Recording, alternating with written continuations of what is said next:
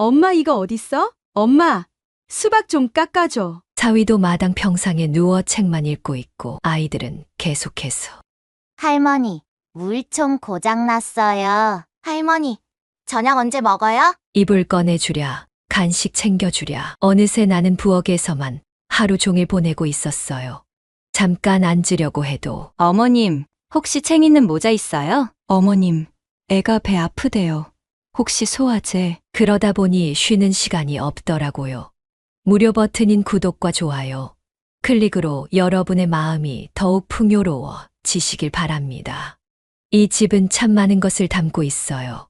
우리가 그동안 직장 다니며 아이들 키우고 좀 가쁘게 살아온 대가로 얻은 평온이랄까요. 남편은 늘 말했어요. 우리 은퇴하면 바닷가 말고 계곡 옆으로 가자. 텃밭도 있고 햇빛도 좋은 곳으로. 그래서 우리가 선택한 곳은 강원도 어느 조용한 마을, 산자락 아래 자리한 작은 전원주택. 잔디 정원이 있고 뒤뜰엔 텃밭도 있고 계곡도 있죠.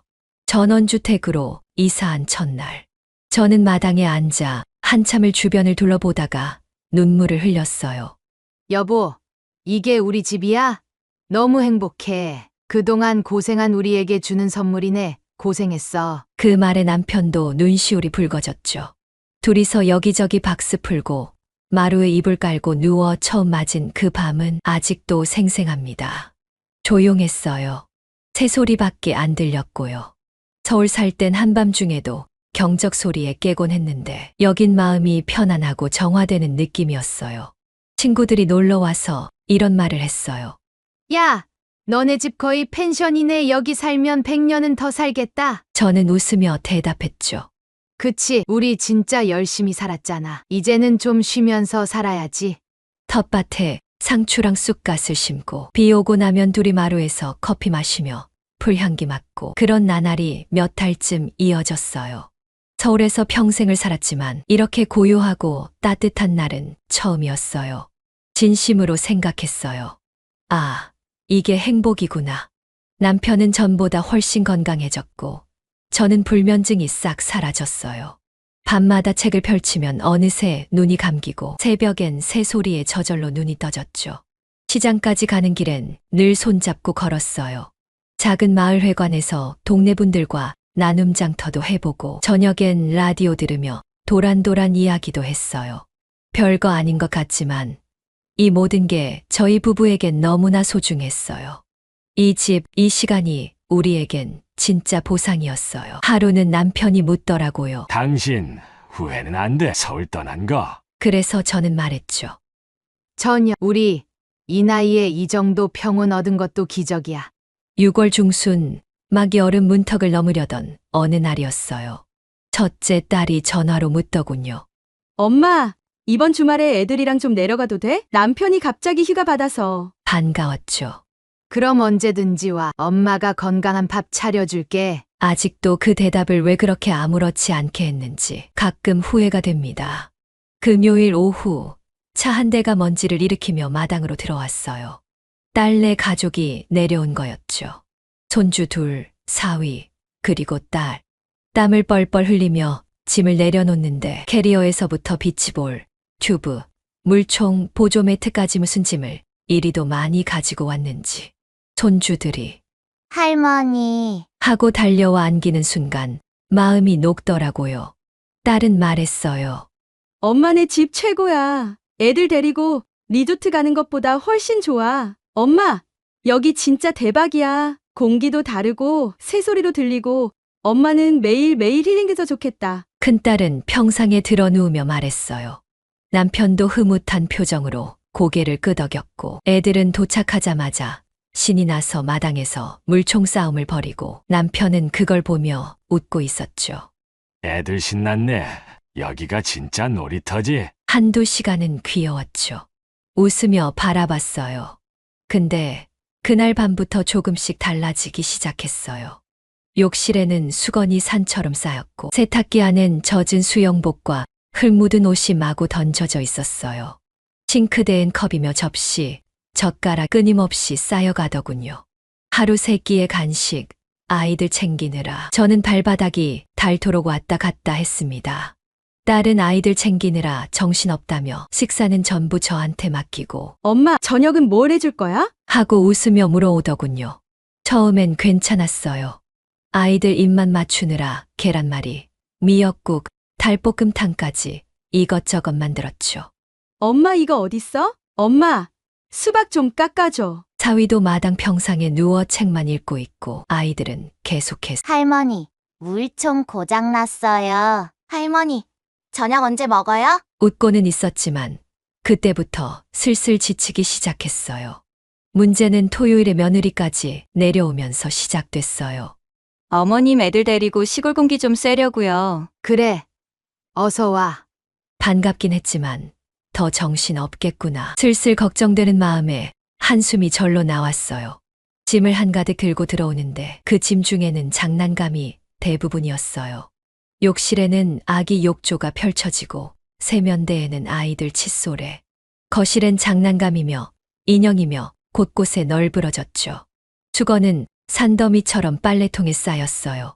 심지어 설거지는 쉴 틈도 없이 밀려들었고 싱크대엔 항상 누군가의 컵이, 누군가의 그릇이 놓여 있었죠. 이불 꺼내주랴, 간식 챙겨주랴. 어느새 나는 부엌에서만 하루 종일 보내고 있었어요. 잠깐 앉으려고 해도 어머님, 혹시 챙 있는 모자 있어요? 어머님, 애가 배 아프대요. 혹시 소화제?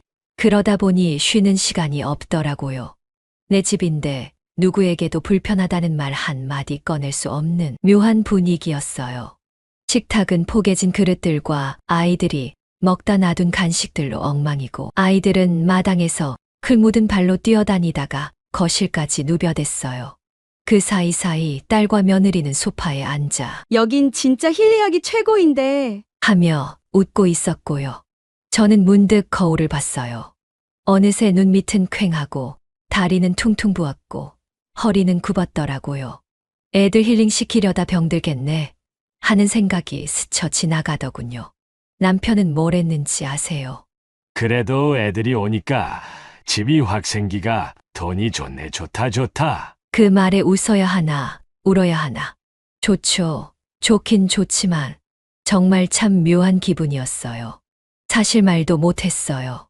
그 딸은, 엄마, 우리 여기 올 때마다 너무 힐링돼. 며느리는 서울 집보다 여기가 잠이 더 잘 와요. 어머님. 그 말이 싫지는 않았지만 그럴수록 저만 더 쉼 없이 움직여야 했어요.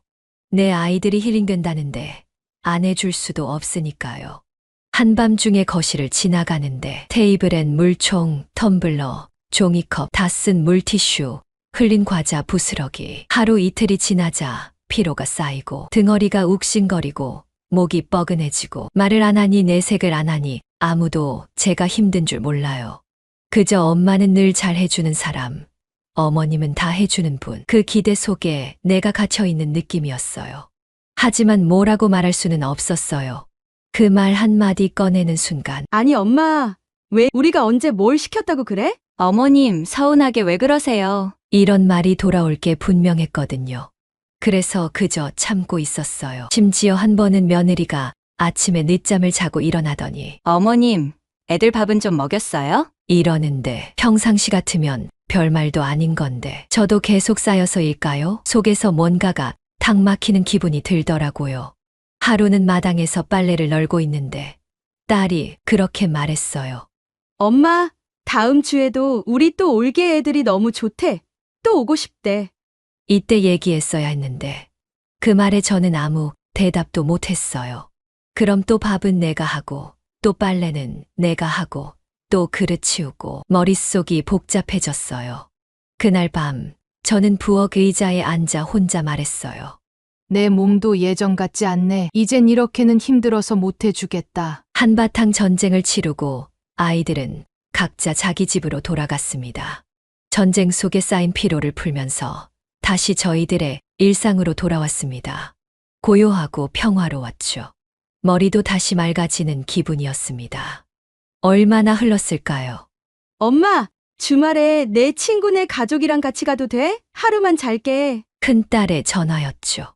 그날따라 유난히 목소리도 밝았습니다. 뭐에 홀렸는지 저는 또 라고 했어요. 분명 얼마 전까지만 해도 그 난리통에 힘들어하던 제가 그저 하루 정도니까 애들 친구랑 놀게 해주면 좋겠지. 그 생각이 앞섰어요. 토요일 아침 우리 마당에 SUV 한 대가 들어섰습니다. 처음 보는 부부와 아이 둘. 큰딸은 이렇게 말했죠. 엄마, 얘네는 같은 아파트 살고 있는 친구야. 너무 착하고 매너도 좋아. 엄마도 좋아할 거야. 반갑게 인사를 받긴 했지만 마음속은 불편했습니다.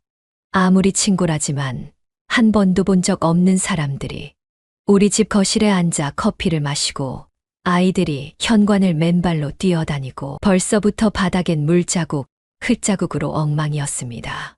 저녁을 준비하느라 1시간 넘게 부엌에 있었고 어느 누구 하나 도와드릴까요? 하는 사람 없었어요. 보통은 손님으로 왔으니 예의상 도와드릴까요?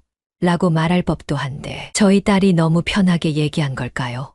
그 친구 식구들은 정말 여기가 친구 부모님 댁이 아니라 리조트라고 생각한 건지 저는 여기서 일하는 사람이라고 생각한 건지 그날의 식탁은 정말 전쟁터였어요. 어이됐건 오시라고 했고 내 집에 오신 손님이니 대접은 잘해야겠다 싶었지요. 전날 미리 삶아둔 감자, 냉장고에 재어둔 불고기감, 텃밭에서 딴 가지와 애호박, 있는 재료를 쥐어짜듯 꺼내 쌈밥을 차렸습니다. 근데 애들은 입에 안 맞는다고 투정 부리고 어른들은 와, 여기선 밥 먹을 때마다 이렇게 드세요. 진짜 건강식이네요. 라고 말하면서 정말 맛나게 드시더군요. 설거지는 또 끝도 없었습니다. 10여 개의 그릇과 수저, 아이들 물병, 텀블러, 프라이팬, 국그릇. 그 와중에 누가 수박을 자른다며 부엌을 써서 바닥엔 물이 질질. 아무도 물티슈 한 장 들 생각을 안 하더군요. 큰딸은 테라스에서 친구랑 와인잔을 들고 진짜 여기 리조트 저리 가라인데 완전 힐링이다. 하고 웃고 있었고요. 그 말을 듣는 순간 저는 웃을 수가 없었습니다. 그래요, 당신들에겐 힐링이겠죠. 근데 이 집이 언제부터 리조트가 된 거죠? 누가 이 집을 이용 가능한 숙소로 열었는지 도무지 모르겠더라고요. 계곡물에 발 담그고 돌아온 아이들이 텃밭으로 뛰어가더니 고추를 뽑아서 장난감처럼 던지며 웃더라고요. 할머니, 이건 매워요? 얘들아, 고추 그렇게 함부로 하면 안 돼. 말은 했지만 이미 바닥엔 부러진 고추가 널브러져 있었고 그걸 보고 웃는 엄마들. 애들이 뭘 알겠어요. 귀엽네. 정말 순간 숨이 턱 막히는 느낌이었어요. 남편은 그날도 한마디 하더군요. 애들 웃는 거 보니까 좋잖아. 여보, 우리가 여기에 집 잘 지었지?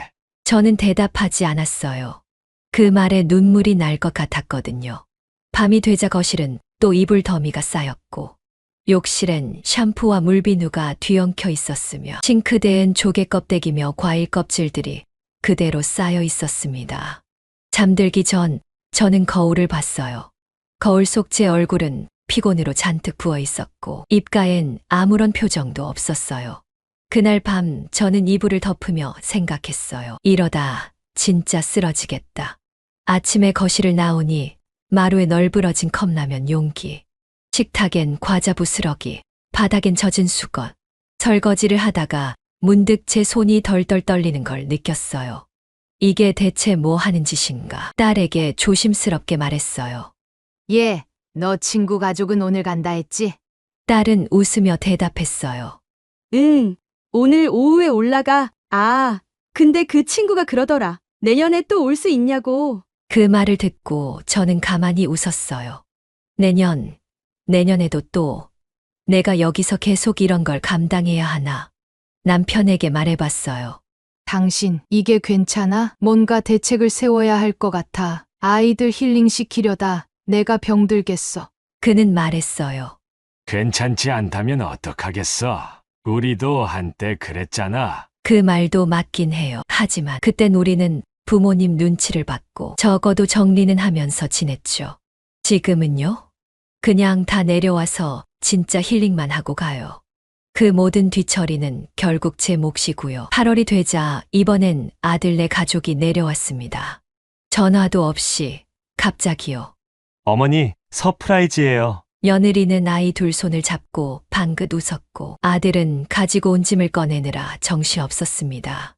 그 순간 속에서 어떤 감정이 올라오는 걸 꾹꾹 눌러야 했습니다.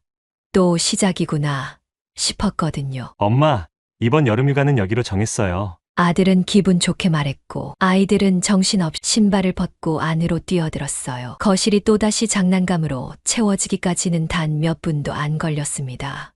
아들은 방 한편에 짐을 부리더니 엄마, 여기 좀 넓어서 다행이다. 시원하고 짐 놔두기 좋네. 하며 웃는데 속으로 한숨이 절로 났어요.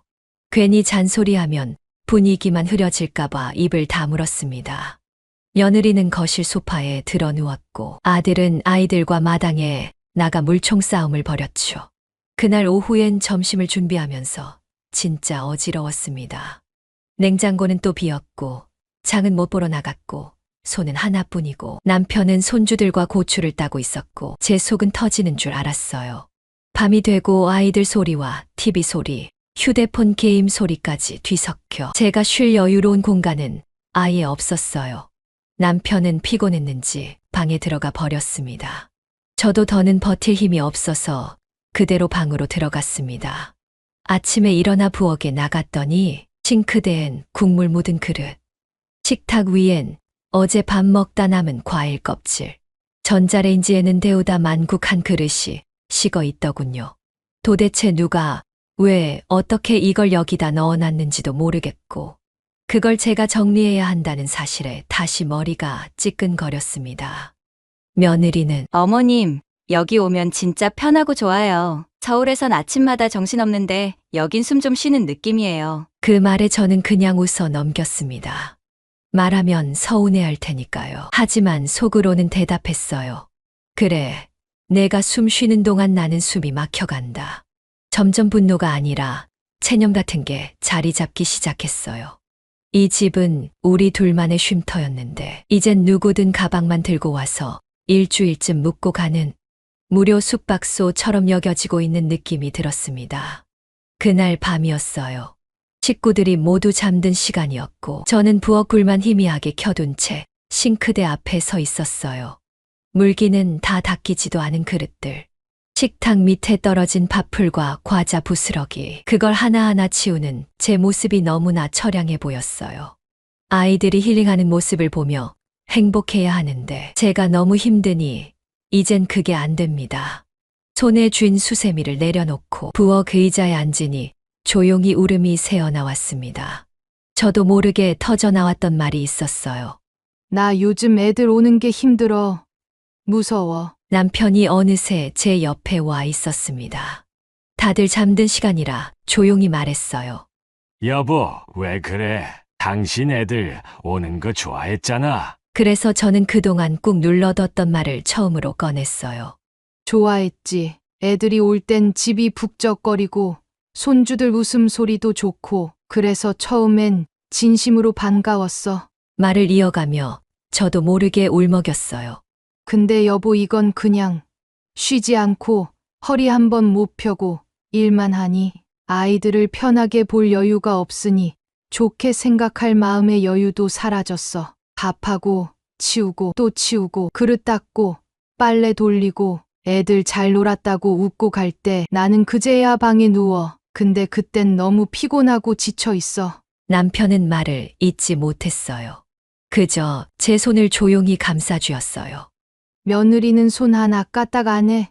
애들 밥은 내가 알아서 챙겨야 하고 딸도 그래. 친구 데려오고선 미안하단 말 한마디 없었어. 그동안 쌓였던 감정들이 흘러나오는 그 순간 마음 어딘가가 아주 천천히 녹아내리는 것 같았어요. 나도 사람인데 엄마 힘들지? 한마디라도 들으면 덜 섭섭할 텐데 애들은 당연히 와서 놀고 가는 곳이라 생각하고 어른들은 여기서 힐링돼서 너무 좋다고만 하고 가. 남편이 조용히 한숨을 쉬더군요. 그 목소리에 약간의 미안함이 섞여 있었어요. 이 집 지을 땐 우리 둘이 조용히 살려고 그랬잖아. 아침에 새소리 들으며 커피 마시고 둘이서 마루에 앉아 책도 읽고 계곡에 발 담그며 오순도순 이야기 나누자고. 남편은 천천히 고개를 끄덕였습니다. 당신 말이 맞아. 당연히 좋기만 할 거라 생각했어. 자식들이 우리 집 좋아하고 편해하니까 와서 힐링되면 기분 좋은 일이라 여겼지. 저는 눈물을 닦으며 말했어요. 좋아하는 거야. 고마운 일이지만 그로 인해 누군가가 지치고 병들면 그건 사랑이 아니야. 남편은 고개를 끄덕이며 말했어요. 내가 너무 모른 척했나 보다. 나는 그냥 애들이 오면 좋고 집이 북적이면 괜히 뿌듯하고 그랬어. 근데 당신 말 듣고 보니 진짜 힘들었겠네. 미안해. 그 말을 듣자 마음속에 눌러놨던 게 조금씩 풀리는 것 같았어요. 누군가가 내 마음을 제대로 들어준 느낌이 오랜만이었거든요. 당신은 항상 그냥 엄마니까, 주부니까 그게 당연하다고 생각했던 것 같아. 미안해. 한참을 그렇게 말없이 앉아 있었어요. 남편은 더 이상 변명도 위로도 하지 않았어요. 그저 제 손을 잡고 말없이 등을 토닥여줄 뿐이었어요. 그날 밤 답답한 가슴이 조금은 풀리는 기분이 들었죠. 말 한마디로 모든 게 바뀌진 않겠지만 그래도 이제는 제 감정을 숨기지 않기로 마음먹었어요. 혼자 끙끙 앓는 걸 그만두기로요. 다음 날 아침 창문을 열었더니 남편이 저보다 먼저 일어나 마당을 쓸고 있더군요. 그 모습이 왠지 낯설면서도 고마웠어요. 계곡에서 물놀이하는 손주들의 웃음소리도 들려왔습니다. 해맑고 천진난만한 그 소리에 또 마음이 조금 흔들렸어요. 하지만 이젠 다짐했어요. 내가 아무 말도 안 하고 참고 있으니까. 당연한 줄 아는 거라고 부엌에서 설거지를 하고 있는데 며느리가 소파에 앉아 무심하게 이런 말을 했어요. 어머님, 여긴 오면 진짜 아무 생각 안 나요. 서울 집보다 훨씬 잠도 잘 오고요. 공기도 좋고 음식도 맛있고 그냥 천국 같아요. 며느리는 이어서 말했어요. 애들도 여기 오면 얼마나 좋아하는지 몰라요. 저도 여기 오면 숨통이 트여요. 서울에선 하루 종일 집안일에 학원에 정신 없거든요. 그 말이 틀린 건 아니죠. 저도 젊었을 때 그랬으니까요. 며느리는 소파에 기대어 커피를 마시며 휴대폰을 보고 있었고 아들은 옆에 엄마, 점심 뭐 해 먹어요? 하고 물어왔어요. 그 순간 저는 대답도 하지 못한 채 잠시 눈을 감았습니다. 또 시작이구나. 그날 오후 아들은 엄마, 우리 애들 겨울방학에도 여기서 보낼까 해. 겨울방학에도 애들이 여기 오고 싶대요. 기장 안 가고 여기 계곡에서 눈싸움이나 할까? 하며 들뜬 목소리로 다음 방문 계획을 세우기 시작했어요. 그때 저는 조용히 말했습니다. 이번 겨울은 우리 둘이 조용히 보내려고 해. 모두가 순간 조용해졌어요. 이제부터 오려면 하루 정도만 잠깐 머무르고 밥도 사 먹고 와. 엄마가 이젠 좀 쉬고 싶다. 며느리는 당황한 눈빛이었어요. 아들은 왜 그러셔, 갑자기? 하다가 남편의 표정을 보고 말끝을 흐렸습니다. 그날 밤 남편이 물었어요. 괜찮겠어. 당신이 그렇게 말하니까 다들 좀 서운해하는 것 같던데. 저는 조용히 웃으며 대답했어요. 그래야 나도 좀 쉴 수 있을 것 같아서. 남편은 그 말에 아무 말도 하지 않았습니다. 그저 제 손을 꼭 잡아주었어요. 그 손이 따뜻해서 조금 울컥했죠. 다음 날 가족 톡방에 글을 남겼습니다. 얘들아, 직장 생활하랴, 아이들 키우랴, 많이들 힘들었지. 그동안 여기 와서 많이들 힐링하고 갔을 거라 생각한다. 이제부터는 우리 둘이 조용히 보내려고 해. 누구든 와서 힐링하고 가고 싶다면 와도 좋아. 대신 하루 이틀 정도만. 그리고 밥도 집에서 해먹지 말고 밖에서 해결하자. 해먹게 되더라도 너희들이 직접 하고 치워야 해. 와서 쉬다 갈 때는 뒷정리도 직접 깔끔하게 하고 가는 거 잊지 말고. 엄마 아빠가 싫어서가 아니라 우리도 이제 쉬어야 할 시간이 필요하단다. 톡방에 글을 남기고 마음이 조금 가벼워졌어요. 다음 날 딸이 전화를 걸어왔어요. 엄마, 무슨 일 있어? 갑자기 왜 그래? 그래서 저는 차분히 말했어요. 너희들을 위한다고 하는 내 행동이 자칫 서로 감정 싸움이 될 것 같았어. 좋은 곳으로 너희들도 힐링하러 온다고 왔는데 너희들이 와 있는 동안 하루 이틀도 아니고 음식하고 뒷정리하고 빨래며 그 외 모든 일들을 그동안 엄마 혼자 감당하다 보니 한계치가 와서 지금이라도 얘기하지 않으면 안 될 것 같더라고. 아, 미안해, 엄마. 난 그저 그곳 경치에 빠져서 나 좋은 것만 생각했나 봐. 순간 엄마 힘들 거라는 걸 잊어버렸어. 너희들 좋아하는 거 보면 나도 좋아. 그런데 아무도 도와주지 않으니 버거웠고, 얘기하면 너희들 기분 언짢아질까봐 그땐 얘기 못했어. 아들은 그냥 네, 알겠어요. 라고 톡에 짧게 답했어요. 며느리도 톡 하나 보냈더군요. 어머님, 죄송해요. 저희가 생각이 짧았어요. 그날 밤 남편이 물었어요. 괜찮겠어. 당신 이렇게 딱 선 그어도 돼. 저는 조용히 웃으며 대답했어요. 그럼 모두를 위한 거야. 이 집은 우리 두 사람이 평생을 기다려 지은 작은 천국이에요. 이제는 눈치 보지 않습니다. 누구의 기분을 맞추기 위해 내 건강을 바치지 않습니다. 가족이라면 서로를 아끼는 방식부터 먼저 배워야 하니까요. 요즘 저는 아침이면 거실 창가에 앉아 따뜻한 차 한 잔을 마십니다. 낮에는 텃밭에 나가 가지와 오이를 따고 밤이면 남편과 둘이 나란히 앉아 별을 봐요. 전에는 가족들이 북적이던 날들이 우리 부부에게 가장 빛나는 순간이라 생각했지만 이제는 달라졌습니다. 지금 이 고요한 시간, 내가 나로서 머무는 이 순간이 비로소 가장 귀하고 소중하단 걸 알게 되었거든요. 여러분의 가정에도 행복이 가득하시길 바라며 무료 버튼인 구독과 좋아요, 알림 설정하시면 더 좋은 사연 빠르게 만나보실 수 있으십니다.